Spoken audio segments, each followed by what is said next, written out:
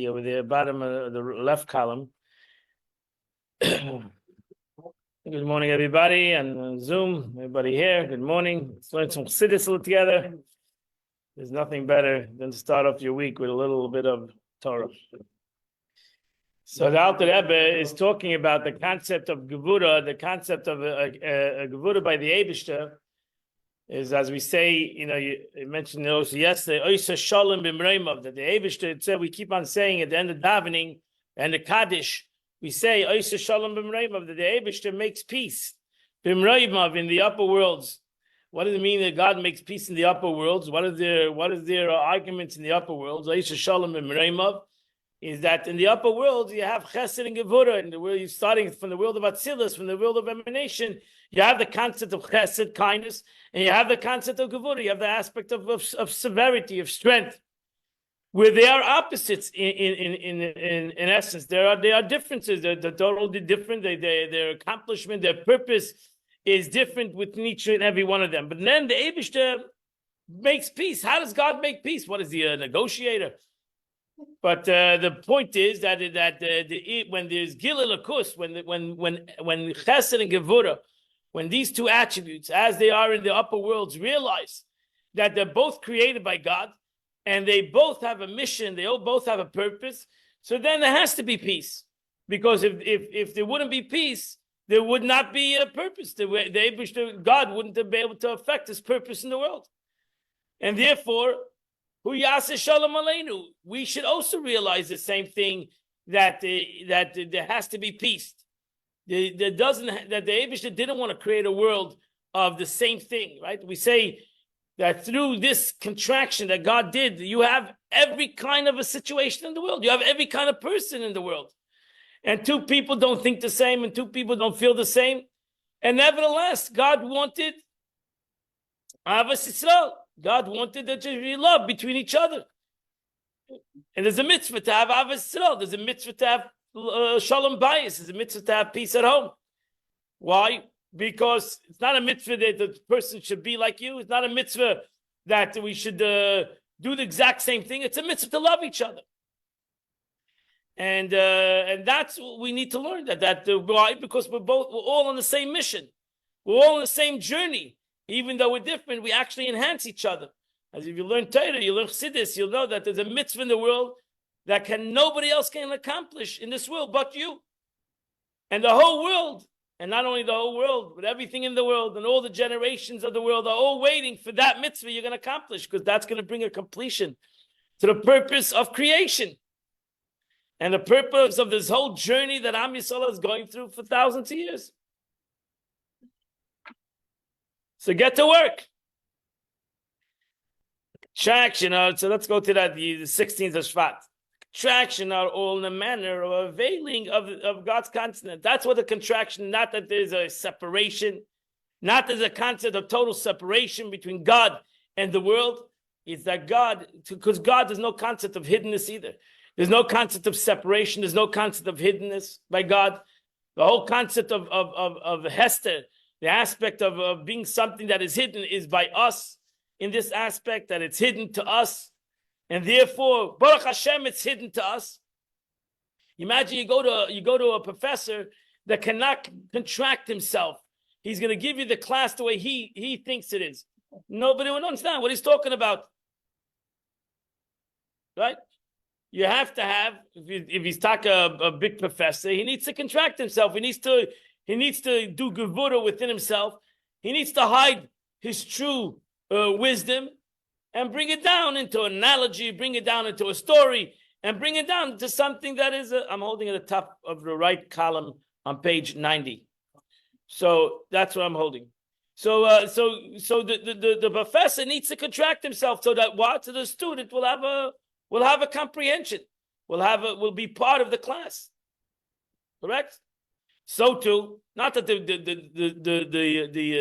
professor needs to contract himself for himself. He doesn't need to hide his wisdom for himself. He needs to hide it. He needs to diminish it, so to say. But the wisdom is still there. That's why it's called a siman. A siman is a sign. A sign, an analogy, means that it has within it the whole concept. It's dust hidden within it. but the essence is still there. That's why the Alter Rebbe and Tanya today, in the Chitas of today, the Alter Rebbe expressed that you shouldn't think that God's essence is not there, right there with you. The Chas v'Shalom, the essence of God, when you learn that when something is hidden, the essence is not there. The essence of God is right there. He's right there. As he's there in the most spiritual worlds, in the most godly worlds. God is part, Hashem Echad. That's what you say in Shema. God is one with you right now, the way you are in this world. In all your pain, God is in pain. Yeah. Blessing which is closed in them. His essence and being, blessed be he. And it's only issue from him, just as speech of a human being issues from his soul. Yet is regarded to a Holy One, blessed be he, no concealment or veil hides or obscures anything from him. There's no concept of tzimtzum, there's no concept of a contraction, there's no concept of anything that's hidden.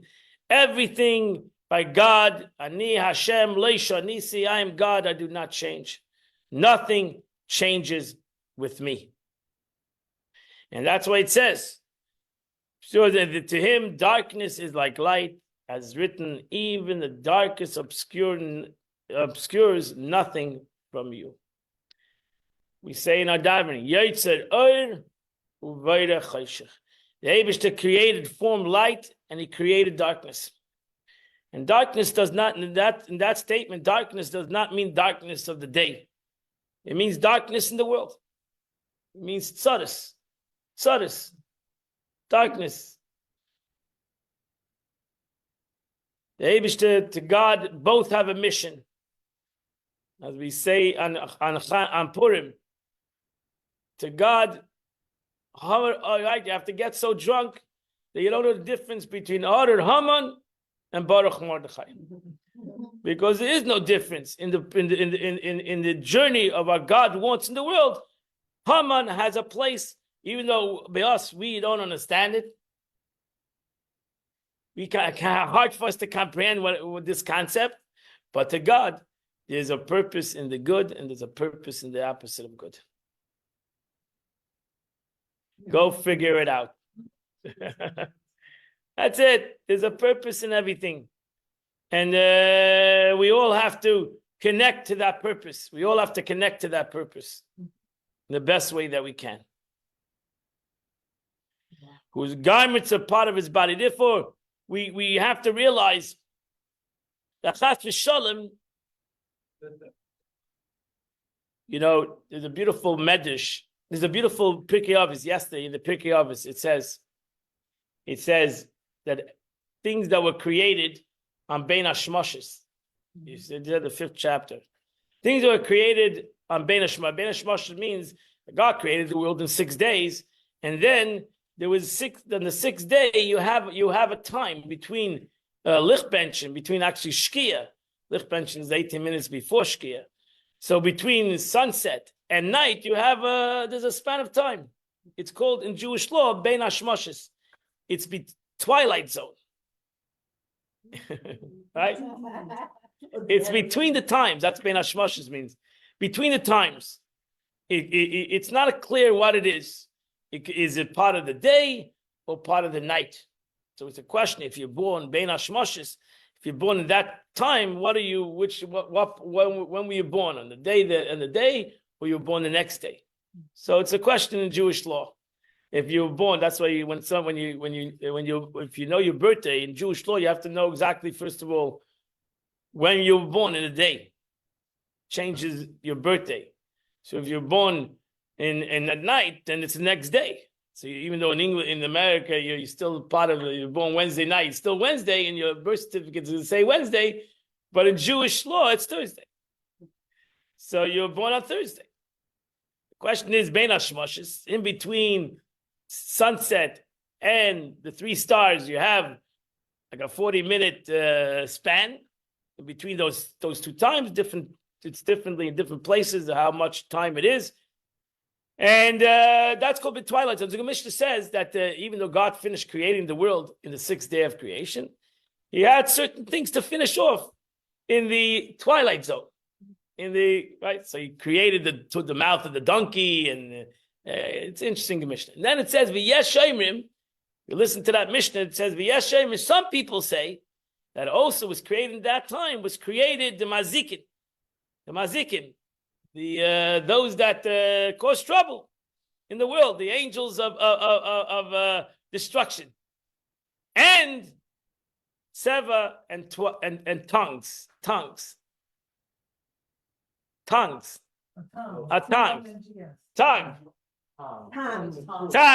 It's a tool. Tongues, right? I'm not making that up. Tongues, because how do you make a tongue? How do you make a tongue? You have to make it with a tongue. So who created the first tongue? Who created the first tongue?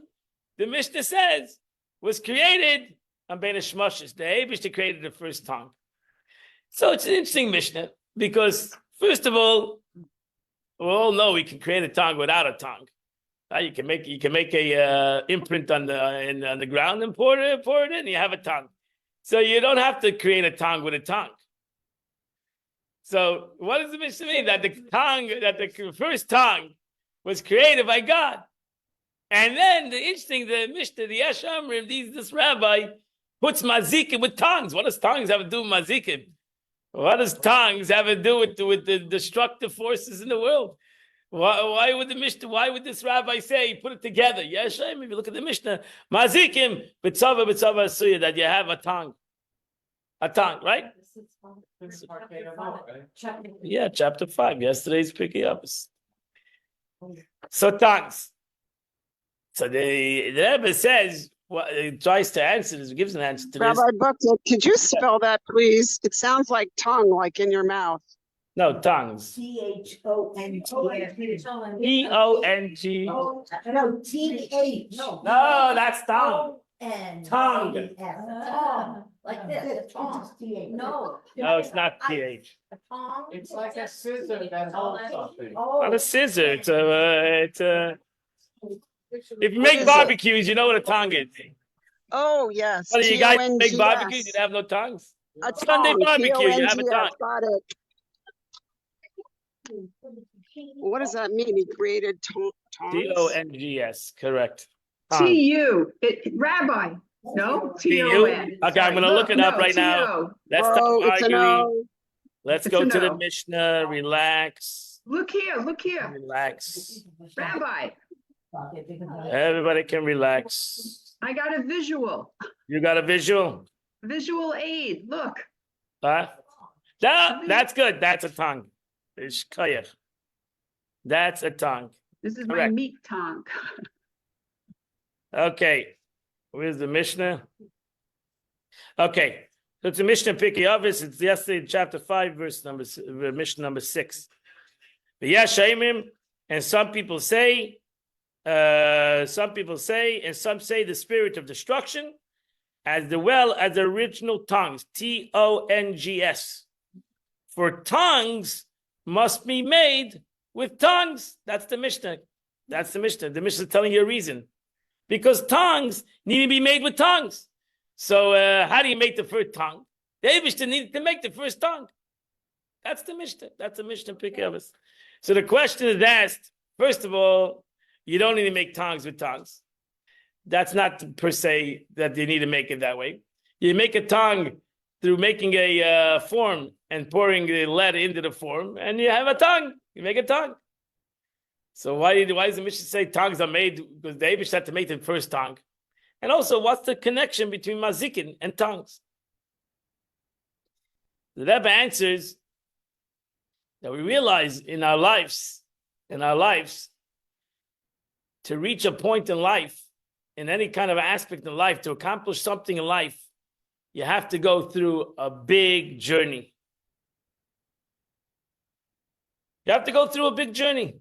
It's not a simple thing to accomplish things in life. Whether you're going through, you educating yourself, whether you're going through a tsar, whether you're going through a rough period in your life. It's a journey. A yid has a journey. A human being has a journey in his life. And he might think that this was basically this journey is a waste of time. This journey is an evil part of his life. It's something that he should wipe away. Something that he should just get rid of. Something that he should just, it's like God, what does God have to do with it? It's something that I need to eradicate.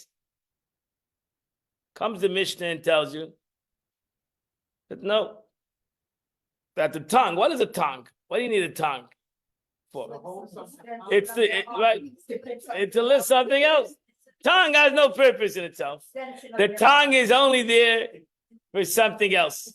Extension of your arm. Right. So I need to have help to get to pick up the thing. So I have a tongue. The tongue in itself has no purpose in it. It's not a fork. It's not a utensil that you use to eat. It's a utensil that you use for something else, for to reach something. So you might think, who cares about a tongue? Comes the Mishnah and tells us the Eibishter created the tongue. Just like the mazikim. You might think, what is the purpose of mazikim in the world? Why would the Eibishter create mazikim? Why would the Eibishter create destructive angels in the world? Why would the Eibishter create struggle in the world? It's not God's creation. That's what some people, great philosophers, hold. That God didn't create, the evil human. Struggles is human. Now, comes the Mishnah and tells you everything has a purpose. Whether it's a tongue, whether it's the journey, something that you're using to accomplish something, whether it's the mazikin in your life, the negative things that happen in your life, all created by the Eibishter. It was all created by God. And God created this thing in Bein Hashmoshes. God created this thing. It's the biggest struggle in a human being. The biggest struggle in a human being is that Bein Hashmoshes. What is it? Is it part of the day? Is it part of the night? Is it good? Is it bad? Is it? Eibishter says, I created it. I created Bein Hashmoshes. I created Twilight Zone. So you go through the struggle in life, in the struggle between good and bad, in your own personal struggles, you'll realize, hopefully, that all your struggles was a tongue to get something. All your issues in life was a purpose to an end. It was not there for no reason. It was not there to hurt you. It was not there to destroy you. It was there as a tongue. It was there that you would be able to grab the thing. You'll be able to reach something. You'll be able to accomplish something. But people were destroyed. Yeah, okay. Themselves. Yeah, okay. I'm not saying that's the Mishnah says. The Mishnah says, don't destroy yourself. Look at everything in your journey I'm not saying this is easy. You look at everything in your journey as a positive end. And as part of that journey of life. So Yoitzer Oiru Vayra Chayshach, as I said, the Eibishter created light and he created darkness. Actually, by Jews, as I say, if you're at nighttime, you're part of the next day. The Chazal say, it says, Vayere Vayivaike. The point that why does by Torah the evening comes before the day? Doesn't go the other way. By us, you go the day goes till the next day, because darkness always leads to light. The night leads to the day. The night leads to the day, and the night becomes day. If you know how to use the night becomes day. Yeah, you with me? Yes. Okay, good. Police guard wanted a martini and he needed tongs to put the ice cube. There you go. Okay, that's your interpretation. Let's go weiter. One of the reasons. One of the reasons, yes. So for all the contraction and the garments are not distinct from him, we shouldn't think that the contractions of God, that the hiddenness, that the darkness is something that God, so to say, is out of control. Right? There's a book. God doesn't control evil. Right? God doesn't control evil. He let evil have its free reign. Chas v'shalom. David's in control of everything. So you're saying. That's why you should pray to God and you should scream out God. As the Torah says, when you're in pain, you should scream out to God. Because he's the one he's ultimately the one who's responsible. Whatever, he's responsible. He needs to take care of it.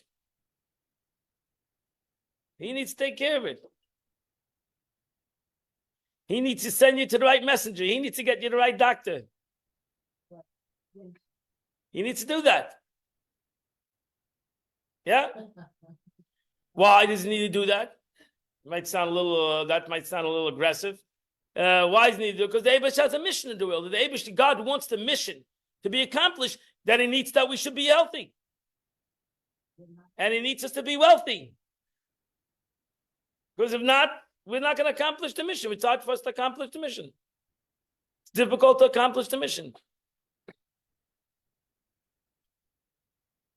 So if I give you a mission to do, I'm going to make sure that you're going to be able to accomplish the mission. Why would I give you a mission that you can't accomplish? Why would I ever give you? That's why the Mishnah says, "Ein HaKadosh Baruch Hu ba b'turin u'b'reis." The Eibush doesn't give something to somebody that can't handle. Because if He's the one who gave you the mission, if He gave you the tzar, then He needs to make sure that you can handle it. If you cannot handle it, then you need to scream out to Him what's going on. That's prayer. That's the concept of prayer. Can you clarify something? Sure. I thought I heard you say that God is not control of the evil, He is control over you. People say that, chas v'shalom. but He isn't. He is in control. He's in total control. He's in total control. In total control. So Total God control. decides- He decides everything. He decides everything.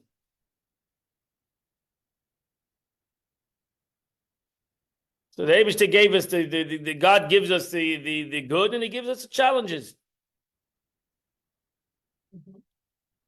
So when He gives you He gives me a challenge, I need to know how to deal with it. Can't blame anybody else. I need to blame God. There's a lot of politicians blaming their wives. You don't have to be a politician to blame your wife. We all blame our wives. So everybody, like a snail whose garment is part of his body.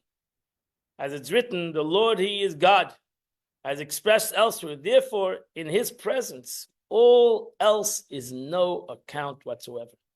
And that's why, if we can create that we're in the presence of HaKadosh Baruch Hu, Hinei Hashem Nitzav Olav. If I can create this concept that God is on top of me and He's watching me, then there's no issues. There is issues, but it's no value. It has no value. My issues have a value because I think that the issues are bigger than God.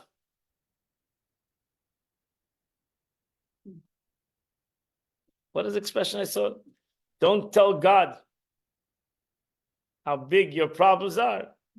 Tell your problems how big God is. Yes, Yes, I think I thought that expression. So that's the point. If I believe in God, if I have emunah, which hopefully every Jew has emunah Hashem, every Jew believes in God. So then if I believe in God, then everything else is secondary. Everything else is small in comparison to God. So chesed is much bigger than all gevura. You have to, like the Rebbe said, we learned in the Sikha, we learned like Thursday, we learned that a Jew has to not be a kfui toiv. He has to not be ungrateful.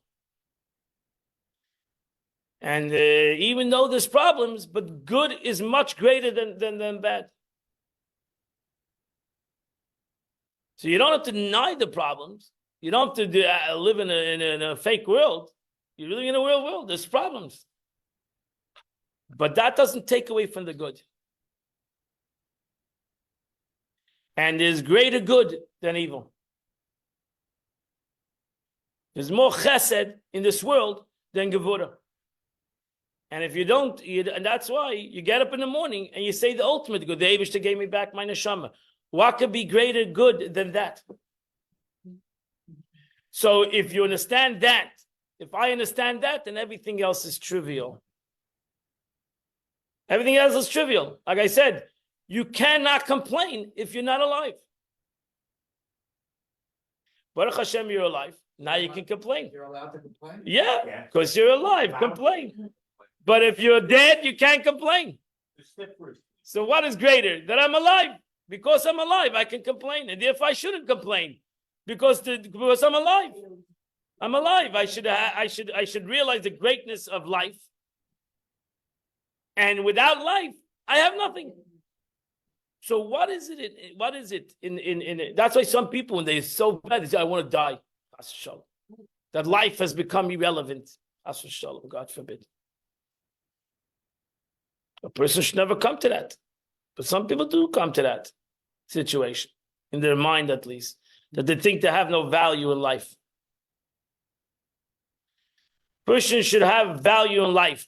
As we say in our brachas every morning, that we thank God that we can see, those that can see, we can hear, those that can hear, we can walk, we can eat, we can sleep, we can do so many things that are such a gift that the Eibishter gives us, that it's much greater, this gift, than anything, than all the things that are bad that are happening in this world.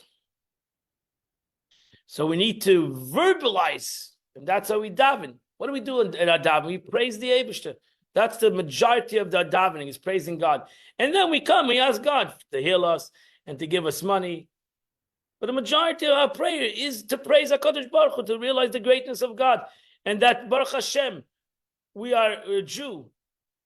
Also to realize the greatness that we're a Jew. Not only that God is great, that you're a Jew. That's an unbelievable gift.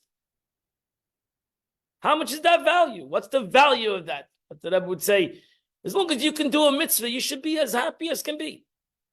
As long as you can do one mitzvah today, you should be as happy as you can be. Is there maybe a situation you can't do other mitzvahs because you're sick, you don't have this, you're that, whatever? Okay, but can you do one mitzvah? If you can do one mitzvah, who tells you how many mitzvahs you need to do to be happy?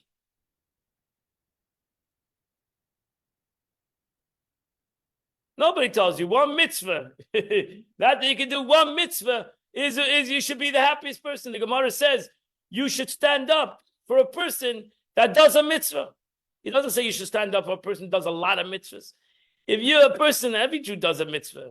Malay mitzvahs kenim. The Gemara Talmud says that every Jew is full of mitzvahs like a pomegranate. So if every Jew is full of mitzvahs like a pomegranate, what is one unhappy? How is it possible to be unhappy? How is it possible to be depressed as a Jew? That's why depression in Judaism is an opposite. It's an oxymoron. It doesn't make sense. In the world, it does make sense, but as a Jew, to be depressed doesn't make sense. One mitzvah, I create the whole world. I do the Avodas Hashem. I do what God created the whole world for. So how can I be depressed?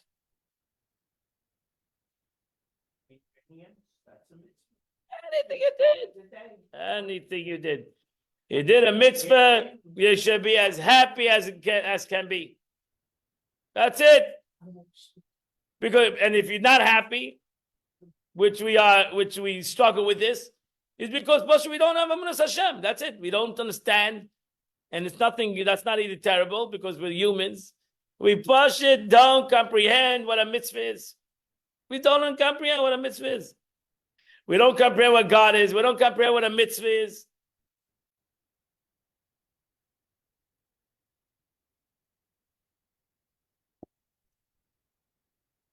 That's the beauty. So the Eibishter wanted that every Jew should be happy with samachta. Yisa'ach sameach. A Yid needs to be happy. Because Baruch Hashem, he can do a mitzvah. As long as he's alive, he can do a mitzvah. I got a cute story to tell you. Yeah. about it. Everybody knows, I think, here that I have an injury on my neck. So I used to swim a lot, and there was a ring that went into the bottom of a pool. And nobody could get to the bottom of the pool. So I'm like, oh, I'm gonna try. And they wouldn't let me dive in because they know that I got hurt. So I had to dive in myself from the water to get this earring. And I went in, but I didn't get the earring. But when I went in, I twisted my head and it hurt so badly because it cracked. And I got out of the water and all of a sudden it did such great relief on my neck. And I'm like, oh my gosh, this is wonderful. So I called up my son. I said, Ruvain, I said, I want to tell you something. He goes, what, Mom? I said, I went to help somebody get a ring in the bottom of the pool.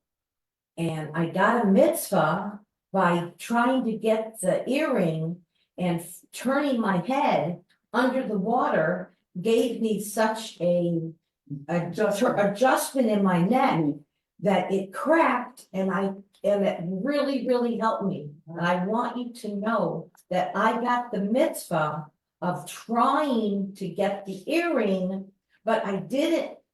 So and he goes, but Mom, you didn't get the earring, so you didn't get the mitzvah. I said, no, Ruben, I got the mitzvah of trying to get the earring just the same as if I got the earring. And he goes, wow, you've always told me that trying to do a mitzvah, but not accomplishing it worked. But you've always told me this in life, and now you just proved it.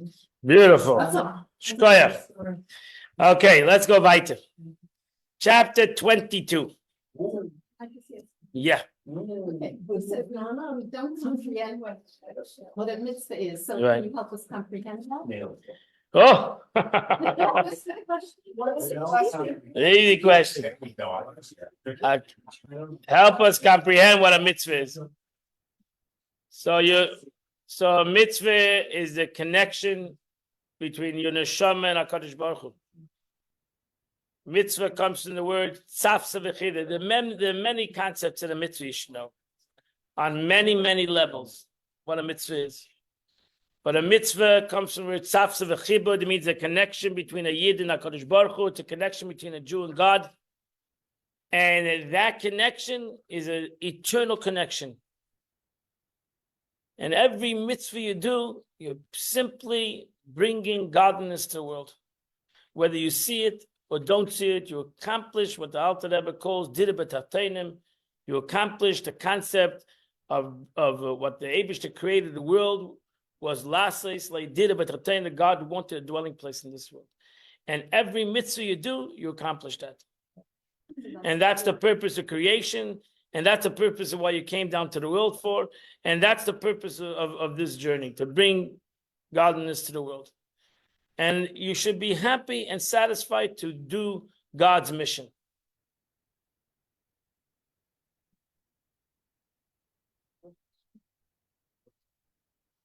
Every mitzvah, in general, you have three categories of mitzvahs in the Torah.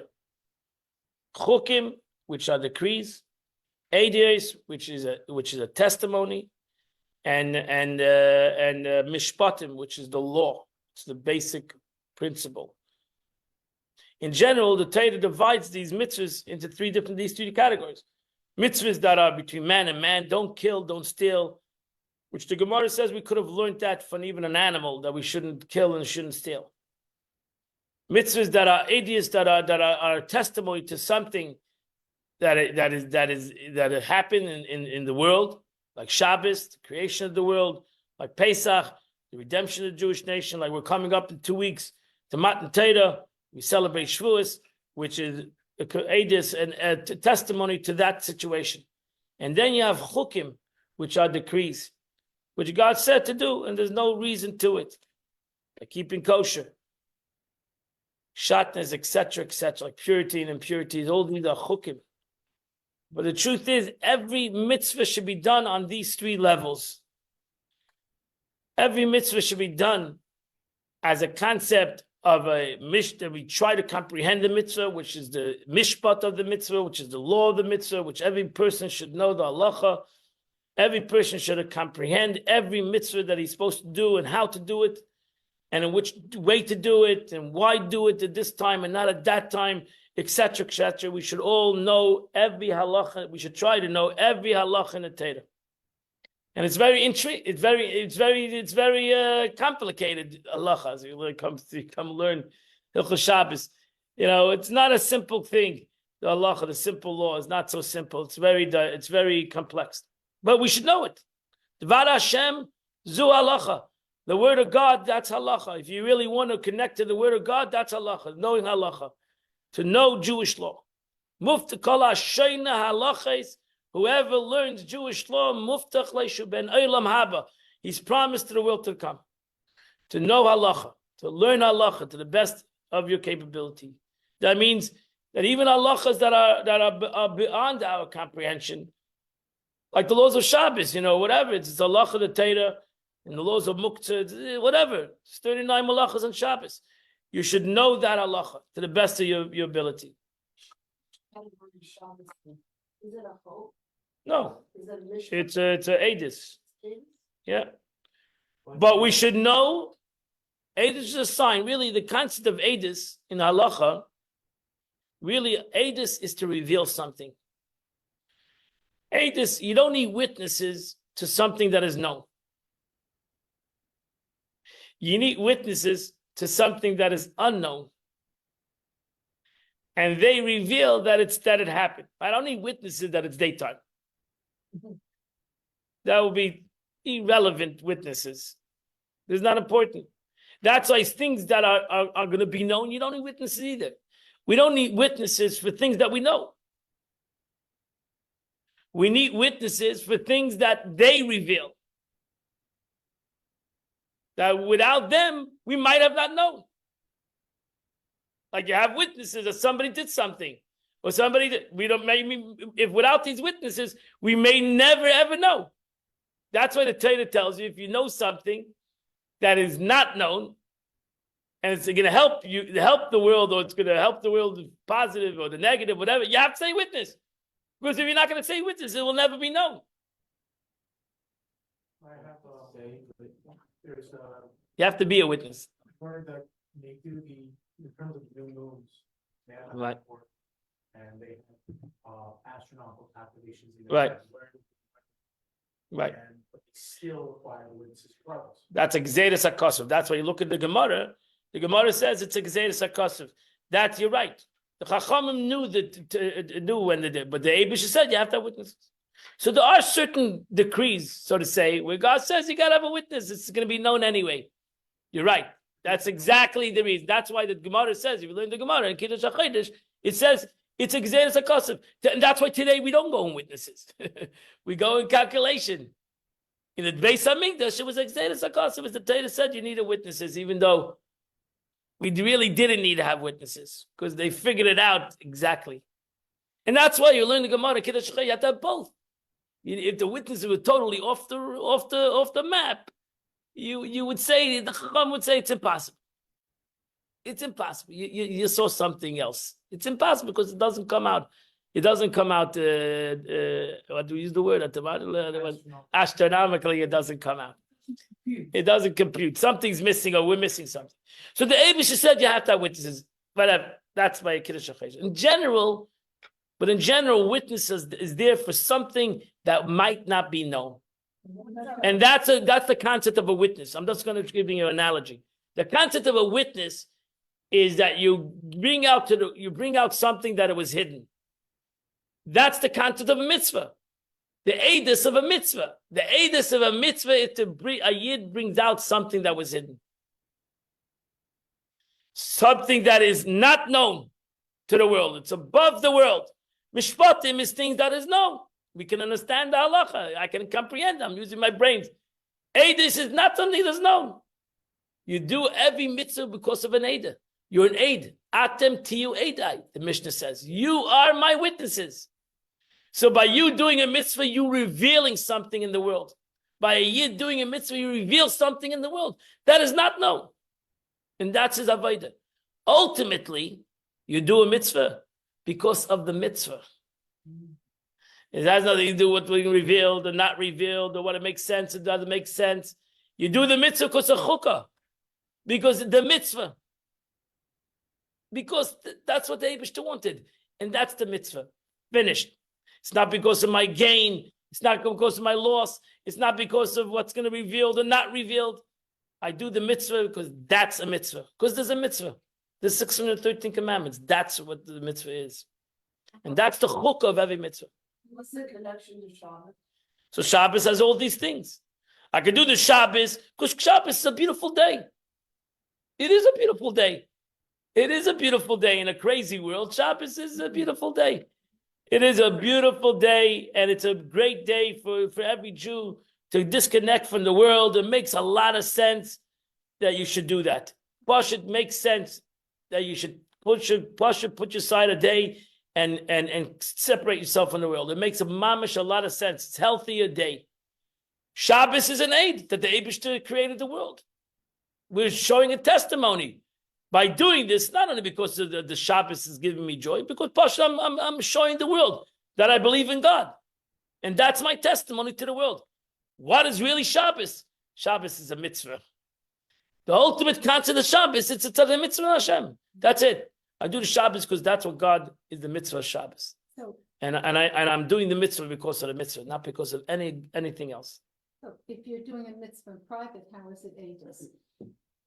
Because the truth is, Shabbos not only aids to the world, it's aids to my nefesh Bahamas. It's an aids to myself. Oh, It's an aid, it's a witness to testimony. I'm revealing something myself. Halavai can reveal it to the world, but even to yourself is also your nefesh Bahamas, to my own animalistic soul. It's also a revelation that I can. Like I always used to have arguments with my friends who were big smokers. They didn't smoke on Shabbos, self-understood.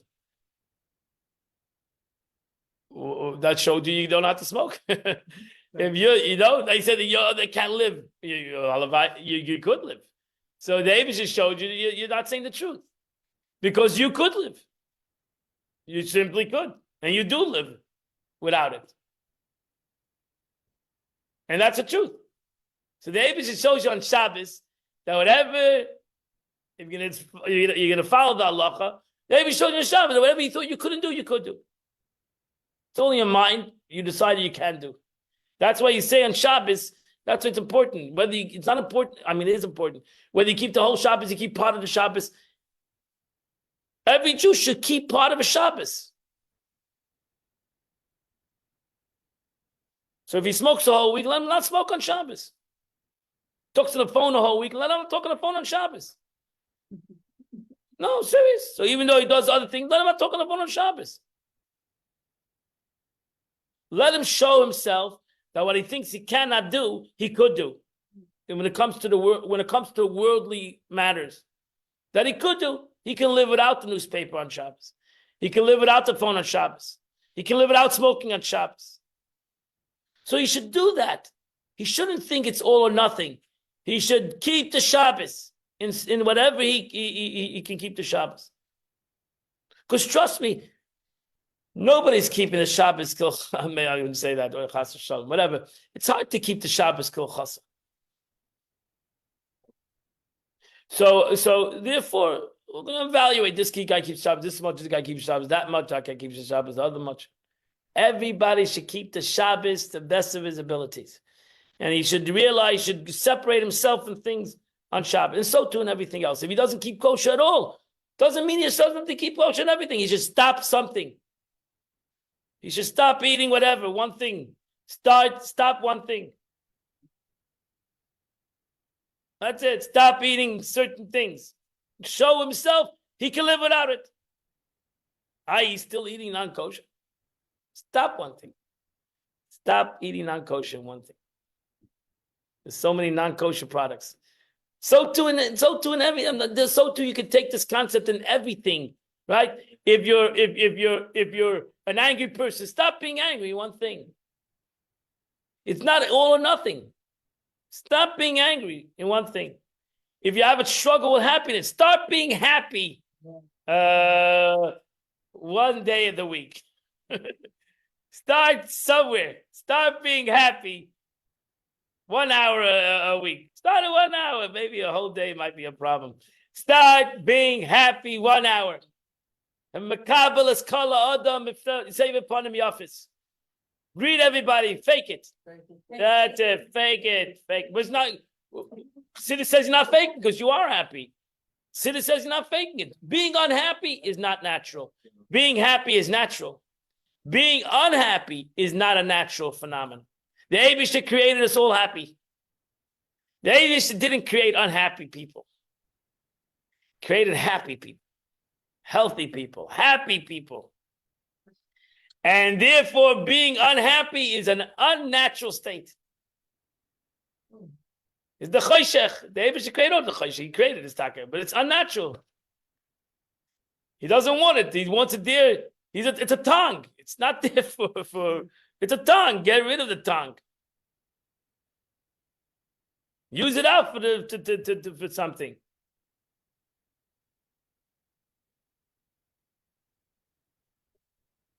Yeah, beautiful. Still don't kind of get the Shabbos Uh, thing. The what? I don't completely get the Eidos Shabbos, like, I guess Adam and Kabbah, I guess they kept some kind of Shabbos. So they were Eidim, and what about after that? Like, did everybody keep Shabbos up until I don't know what, like. I don't kind of get it.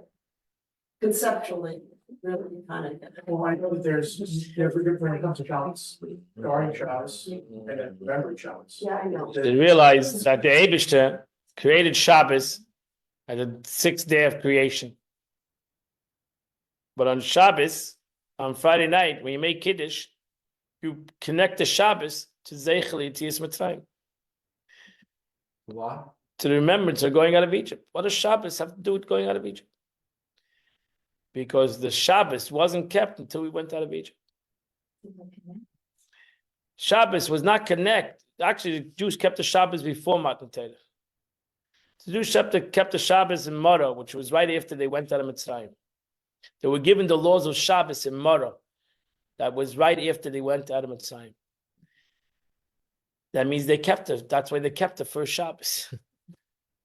So Zeichel Yetzias Mitzrayim. The truth is, can you imagine the Eibishter gave a gift to the world of Shabbos in the 6th day of creation?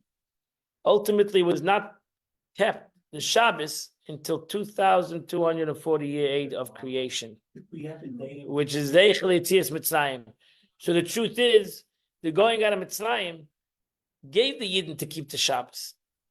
So even though it's brought down the Medrash that Moshe Rabbeinu convinced the pharaohs that the Jewish people should keep the Shabbos, that they shouldn't work on Shabbos, he convinced them that they should have a day off, which he's told them it should be Shabbos. So the Jewish people were not working in slavery on Shabbos, the Medrash says, but they weren't keeping the Shabbos because they didn't know the laws of Shabbos. So they weren't working, but they weren't keeping the Shabbos. They were given the Shabbos when they went out of Mitzrayim, when they went out of Egypt. And that's one of the reasons why you're connected to. Because Zeichel Yetzias Mitzrayim gave the Yidden the capability to keep the Shabbos. For 2,000 years, over 2,000 years, the world was waiting for Shabbos. Did you say our forefathers? Yeah, but they kept the Shabbos not like we keep the Shabbos la halacha. There was no halachas of Shabbos. So they kept the Shabbos as a spiritual day. They didn't know the halachas of Shabbos. They didn't know the halachas. There was not revealed this concept. Was mana So- one of the ways they? What? Mana, one of the ways they kept the Shabbos? Yeah. Yeah, that they didn't collect the man on Shabbos. Right. But in essence, what I'm trying to say is that what is the lesson actually? 2,000 years took for this thing to be revealed. 2,000 years. The Eibishter gave the Shabbos. Nobody kept the Shabbos la halacha. They kept the Shabbos. Avraham Yitzchak kept the Shabbos in a spiritual way. We're not sure exactly what it means, but they didn't keep la halacha because the halacha was not given as Shabbos. So for 2,500 years, there was the concept of Shabbos in the world. They had to wait for Yetzias Mitzrayim to keep the Shabbos. The Yidden had to be free to keep the Shabbos. They had to go out of Golus to really keep the Shabbos. You have to go out of gullus to keep the Shabbos. You got to go out of your self-constraint. You got to realize you're not constrained.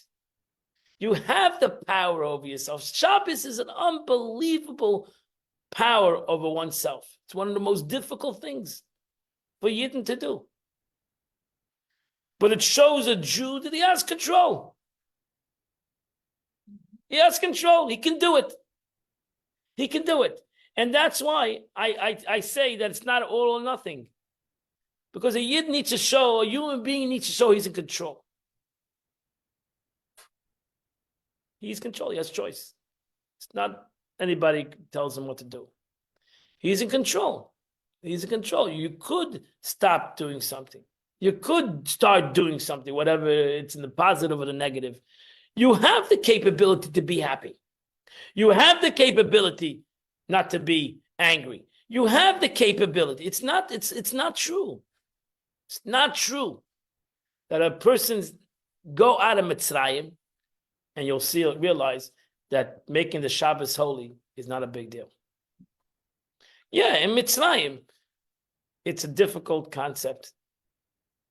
In your constraint that you think that you're out of that you have no control, that seemingly something else is in control of me, then how are you supposed to make it holy?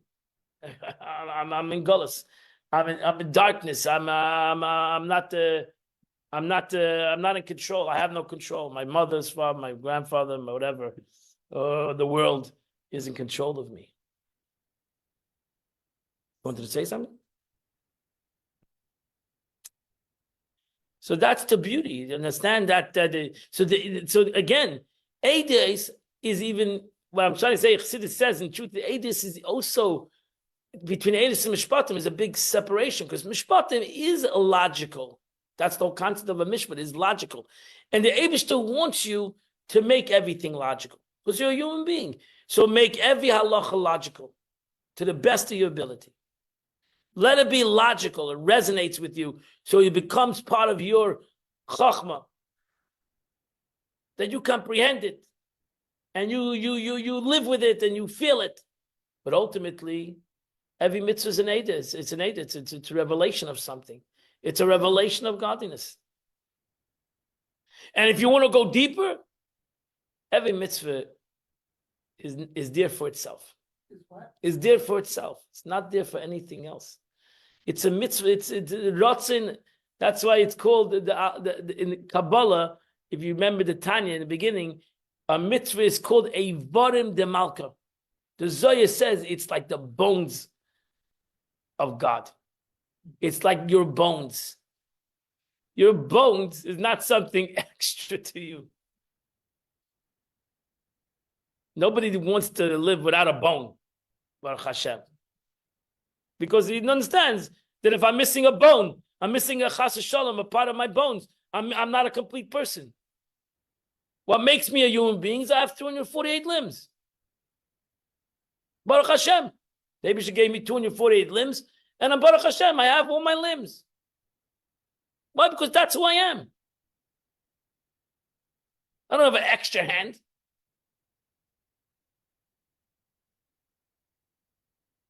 I'm a kaima shlema, that's the expression. I'm a complete entity that I have 248 limbs. And chas v'shalom, if I'm missing a limb, I'm missing something in my body. God forbid.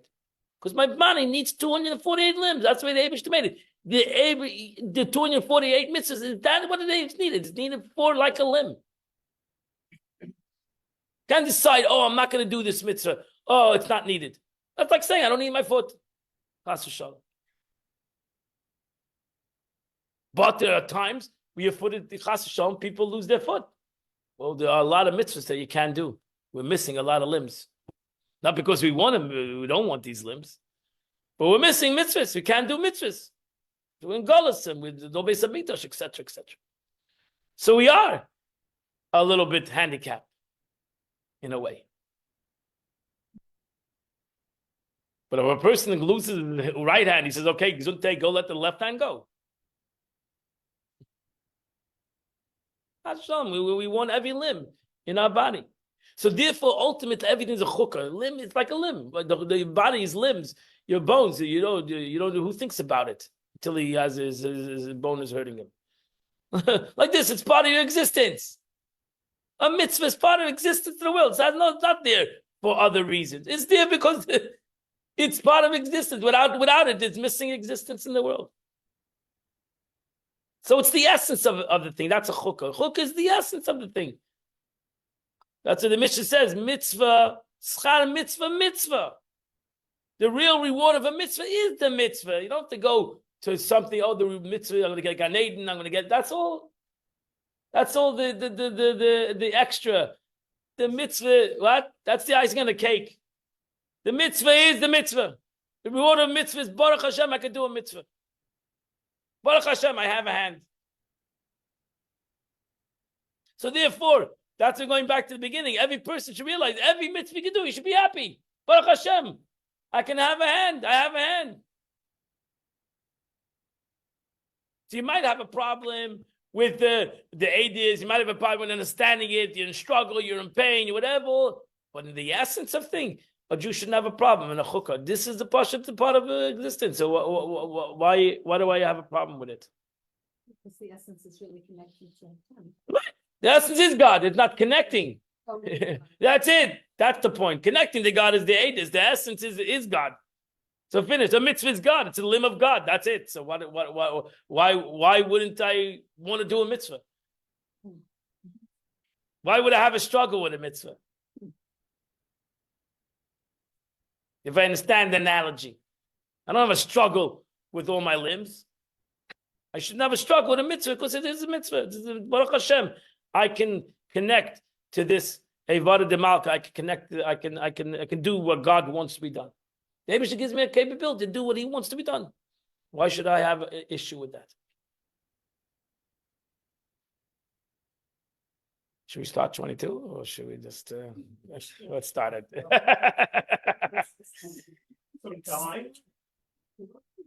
Yet since the Torah employs human language, the word of the omnipresent, blessed be He, actually called speech, like speech of a human being.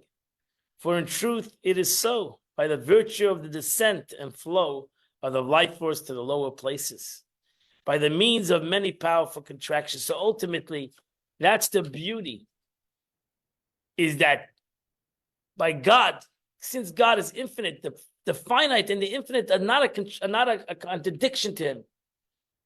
The finite and the infinite are not a contradiction to Him. And that's why we say the Eibusha comes down in speech. In a regular person, you say, oh, he's contracting himself, he's limiting himself. There's no kind of concept by God limitation. No aspect by the Eibush that he limits himself. And that's why I said before, Dvar Hashem zu halacha, that the word of God is the halacha. You should realize that the word, that halacha, doing a mitzvah, is God. Ultimately, is the Eibush. It's not the Eibush's, only the Eibush's will and the Eibush to command. Right? Usually Jews don't like to be commanded to do anything. That's why we have a problem with commandments in general. That's why we say God, the 10 suggestions. Right? If God wants to suggest something, I can handle it. God wants to command something, I have a problem with that. Like, who's he to command? So, good to be king, you say. So therefore it's not therefore we shouldn't look at it that way. We should look at it as a mitzvah is God, connecting to God.